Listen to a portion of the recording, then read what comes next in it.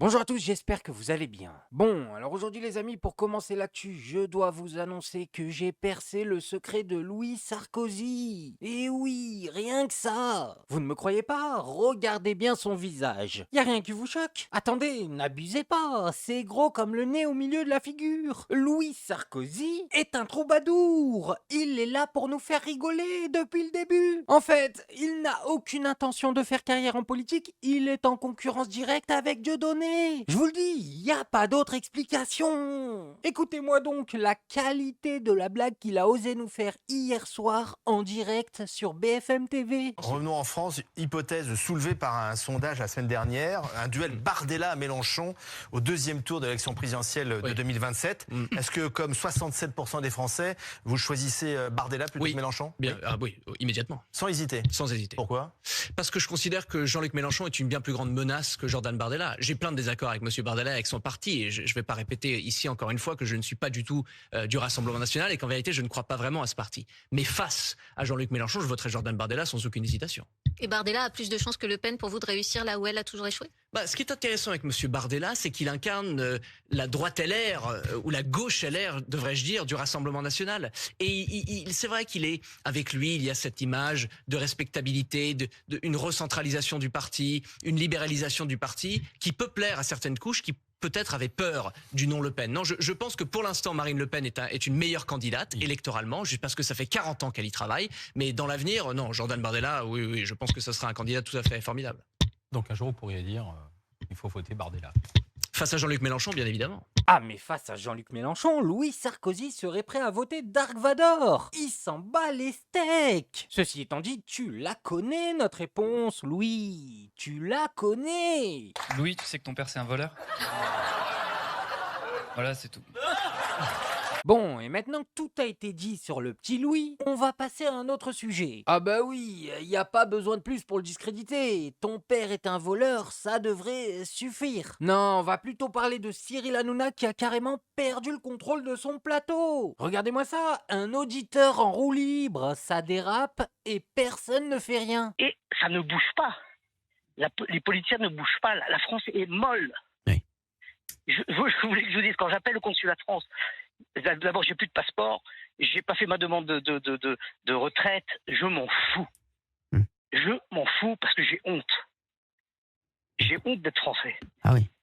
Donc à partir de ce moment-là, quand vous appelez le consulat de France, le général de France à Jérusalem, vous dire consulat général de France, bonjour. Voilà ce que vous avez. C'est drôle, faut rire. D'Artigol. Ça fait 30 ans que j'entends ça. D'Artigol. Oui, j'écoute attentivement. Vous étiez en train d'imiter l'accent. Olivier, Vous étiez en train d'imiter l'accent Olivier, arabe, c'est je ça? vous aime beaucoup parce que vous êtes quelqu'un. Je vous aime beaucoup. Vous êtes vraiment un type très bien. J'ai pas compris. Non, j'ai dit Olivier. Oui. Olivier, Je l'aime beaucoup. Vous étiez en train d'imiter l'accent arabe, c'est ça? Et alors? Non, mais c'était pour Et quoi, comprendre. Popek? Qu'est-ce qu'il faisait, Popek? Non, mais comme c'était pas totalement réussi, je me posais la question. Attendez. c'est tout. Vous avez, ça y est, on est dans les goulags là. Ça y est. Ah, tiens. Non, Ça y est, c'est pas ce que veut dire. C'est pas ce que veut dire calmez-vous, Olivier. Olivier. Ce C'est que pas je veux dire, Olivier, mais c'est vrai comprendre. qu'aujourd'hui, On n'avait pas compris. Aujourd'hui, il y a plein de gens qui tapent sur Michel Leb. Je me rappelle à l'époque, parce qu'il faisait des accents, etc. Et c'est vrai que voilà. Et alors, c'est vrai bien sûr. Voilà. Moi, j'ai grandi avec Europe 1, moi. Ah bah. Depuis tout petit, depuis l'âge de 4 ans, on écoute Europe 1 à la maison. Mais ce D'Artigol que aussi. vous vouliez nous dire, non, moi, je suis attentif à ce que vous dites. Vous dites que quand vous appelez l'ambassade, Oui, exactement. Pas l'ambassade, le consulat général de Jérusalem. de Parce Jérusalem. que Jérusalem n'est pas considérée en Israël. D'accord. D'accord, donc c'était d'accord. Oui, c'est Vous ça avez que j'ai compris, pas Benaïm, compris. vous avez compris. Oui, Merci. j'essaie de suivre. Excusez-moi. Donc, de vous si vous avoir- voulez, il y a toute une ambiance comme ça. Et malheureusement, l'Europe, j'ai été interviewé par la Ah bah d'accord. Il vient de faire une blague raciste, y a personne qui la comprend, c'est ça? À part Olivier, bien sûr, qui lui a parfaitement compris et à qui ça ne pose aucun problème, à part le fait que le gars ait mal exécuté l'accent arabe. Donc, il valide la blague, mais faut mieux faire l'accent. Non, c'est une dinguerie quand même. Faites au moins semblant, Bon, mais ça, c'était que l'échauffement pour Michel l'auditeur, le fameux Michel. Ouais, Michel, on en discutera de ça aussi après. En tout cas, il va nous parler de Gaza, Michel. Et il va aller tellement loin qu'il va réussir à choquer Géraldine Maillet. C'est 10 secondes à Michel, après on va Une devoir faire une seconde. pause. Oui. Une seconde. Je vous renvoie sur les réseaux sociaux. Il y a 2 restaurants à Gaza même vous iriez manger là-bas. Et qui c'est qui va manger là-bas? C'est que les dignitaires qui ont de l'oseille. La population n'a pas le droit de manger là-bas. Elle ne peut pas se permettre. D'accord. Alors qu'on ne nous la joue pas, les pauvres et tous ceux qui ont tué et violé et tué les civils qui sont rentrés le 7 octobre, c'est les mêmes qui viennent pleurer maintenant. Il y a des massacres d'enfants quand même. Merci Michel d'avoir été avec nous en tout cas sur parce qu'il n'y a pas eu des enfants ah non, ça il n'y a pas eu. Merci Michel d'avoir été avec nous sur Europe 1. Merci. De rien, Cyril. Merci Michel. Ouais, merci Michel, merci Michel. Michel, je t'ai reconnu. Ah, tu vas pas me la faire à moi, dans ma jeunesse on m'appelait The Sentinelle. J'entends tout, je reconnais tout. Bon alors là les amis, je vous préviens, ce que je m'apprête à vous dire est à prendre avec des pincettes. Mais pour moi, l'identité de ce fameux Michel n'est d'autre que le gars qu'on a vu dans la vidéo de Vincent Lapierre il y a 1 an. Mais oui, souvenez-vous, à la marche contre l'antisémitisme. Cette vidéo a quand même marqué la carrière de Vincent Lapierre comme étant la seule vidéo où il perd ses rojos à une vitesse incroyable. Et tous les soutiens qui soutiennent ces filles vont aussi avoir des problèmes. Parce qu'Israël, c'est la lumière de Dieu. Et vive la France de m'avoir accueilli, de m'avoir donné la nationalité. À présent, je suis aussi français, tunisien, mais surtout israélien. On donnera notre vie pour Israël. Bande de bâtards, vous ne pourrez jamais rien faire, à jamais. Je passe dans vos radios, je passe dans vos émissions, vous me connaissez, vous voulez me descendre, impossible. Je suis indestructible, je suis comme le sphinx, comme ce fou là, le fou qui est là. Lui aussi, c'est un provocateur, mais moi je suis 1000 fois plus fou que lui. Alors, patron de la France. Il y a à travers le monde des manifestations pro-palestiniennes. Bonjour le bêtard, le tagare, bonjour. Hubert. Ouais. T'es pas avec Soral là aujourd'hui? Moi je suis avec Soral? Non, mais il a changé. Il a changé quoi? Je pense qu'il a changé. J'ai fait pas mal de vidéos sur ça. Il a changé, moi je vous le dis. Il a changé. Il a compris qu'on a la vérité, que c'est des fils de pute, ces enculés. Soral c'est un enculé.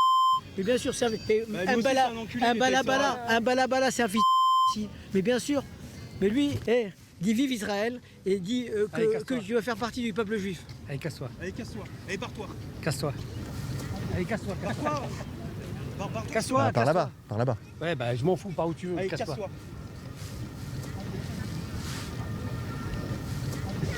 Alors franchement, qu'est-ce que vous en pensez? Dites-le moi en commentaire, c'est lui ou c'est pas lui? Moi je vous le dis, mon opinion est tranchée, il n'y a jamais eu de Michel, il n'y avait que Hubert. Bon, et maintenant les amis, on va passer à un autre sujet. On va parler un peu de Betaram. Et là, grande nouvelle, ça y est, on est sûr. François Bayrou a quelque chose à se reprocher. Ah bah comment je le sais? Il en est au point où il nous envoie Aurore Berger pour le défendre. Non, c'est vraiment le signe qu'il est au fond du gouffre. Envoyer Aurore Berger pour te défendre ou faire des aveux, c'est pareil. Je parle de la commission d'enquête sur les violences dans les établissements scolaires nés du scandale Betaram, du nom de cet établissement Aurore Berger béarnais où des élèves ont subi des sévices. La gauche accuse le Premier ministre d'avoir menti à l'Assemblée nationale, le pointe du doigt pour son silence présumé.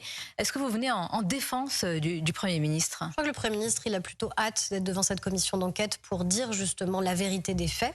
Et donc c'est à lui, évidemment, de s'en expliquer. Je pense qu'il ne faut pas confondre aussi plusieurs rôles.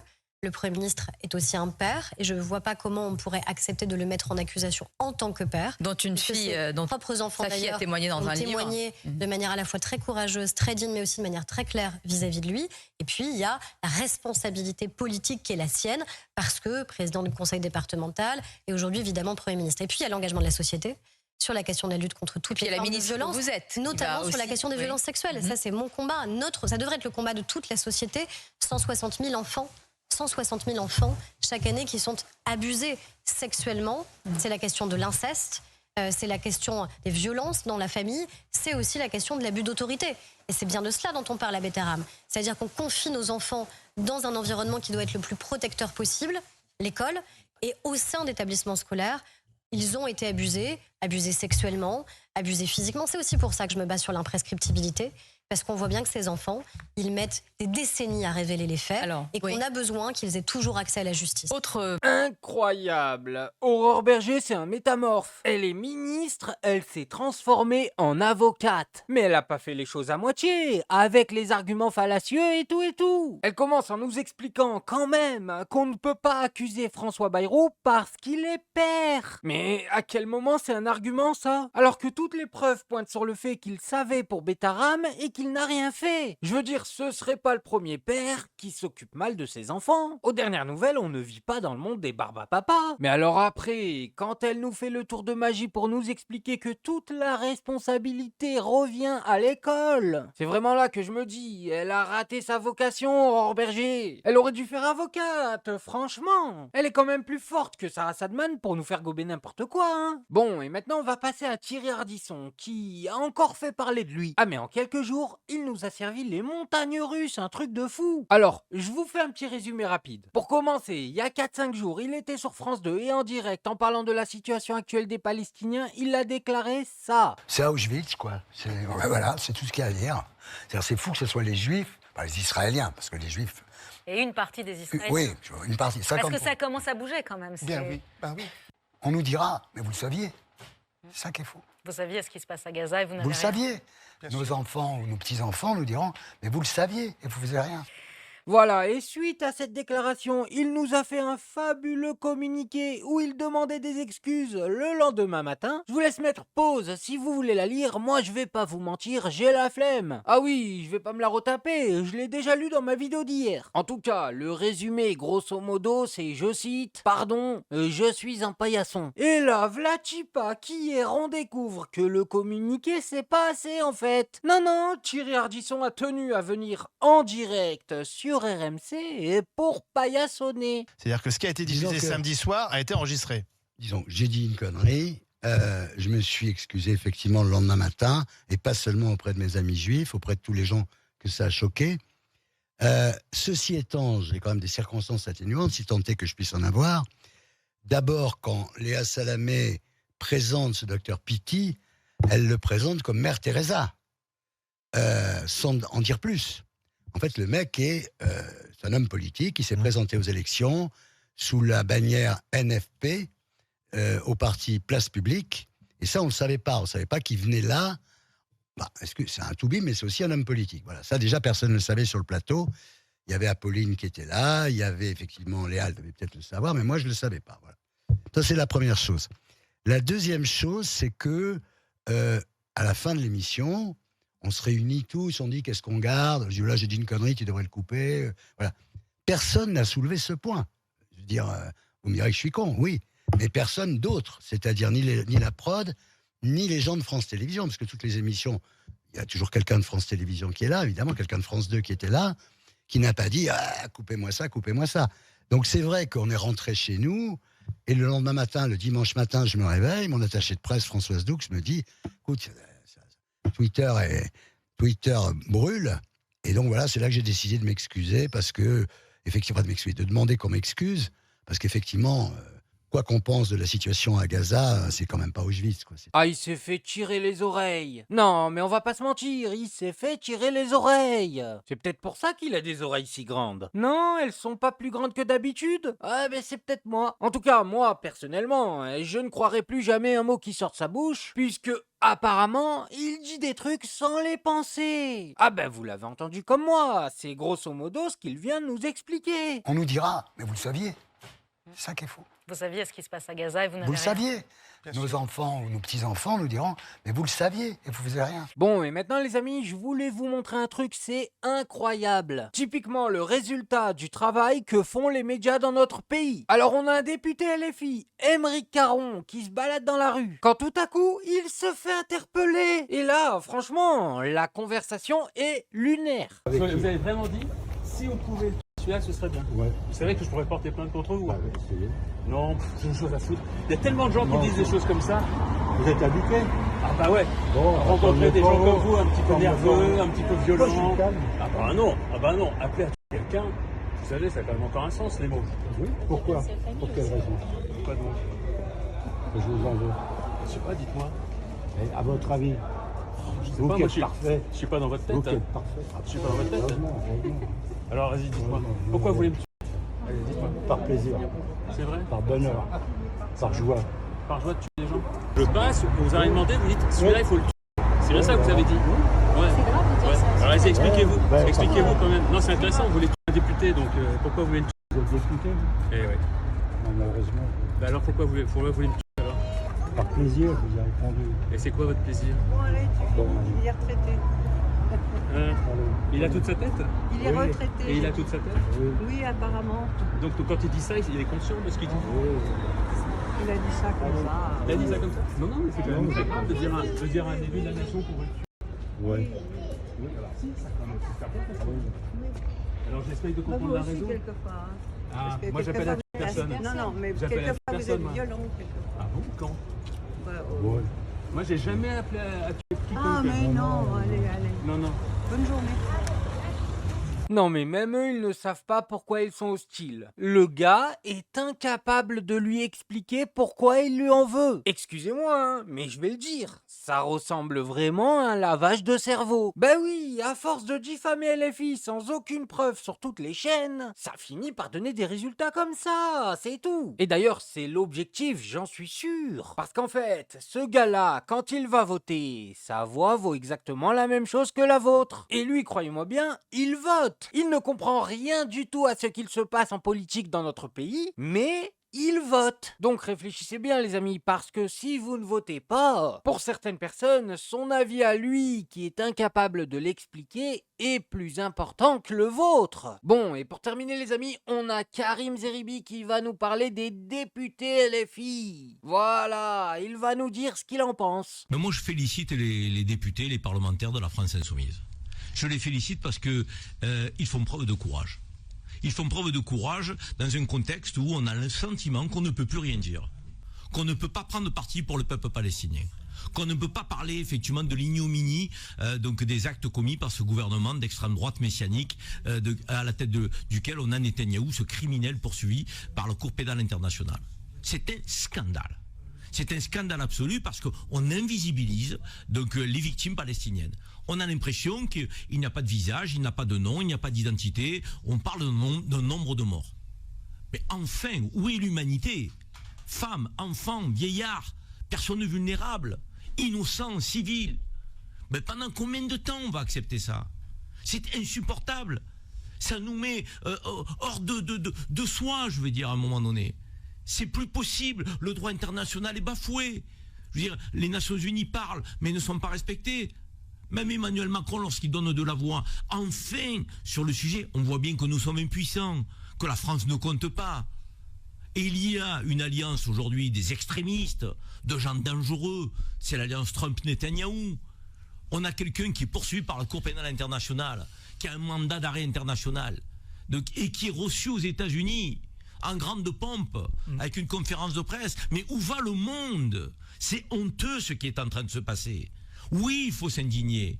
Oui, il faut se révolter. Oui, il faut se mettre en colère. Ouais, mais quand tu te mets en colère, tu te prends des pressions, mon copain. Va demander à Ardisson, il va te raconter. En fait, il y a que la France Insoumise qui ose le faire. Si tu les enlèves du calcul politique, on capitule sur tous les sujets de gauche. Voilà, toutes les causes de gauche, on capitule. C'est sûr, tous les autres partis, c'est des paillassons. Si tu leur donnes un peu d'argent, tu passes. À part peut-être 2-3 petits partis par-ci, par-là, je vous le dis, tous les partis qui pèsent du poids sur l'échiquier politique sont des torchons. Ah, on les a tous vus, à un moment ou un autre, retourner leur veste. À part qui, et je vous le donne en mille, LFI. Bon, bref, moi je voulais juste vous montrer ça. Maintenant, faites-vous votre avis tout seul. Faites attention à vous, faites attention à ce que vous regardez. Likez, abonnez-vous, et oubliez pas, le petit com qui fait plaisir. Et on n'oublie pas le petit com qui fait plaisir.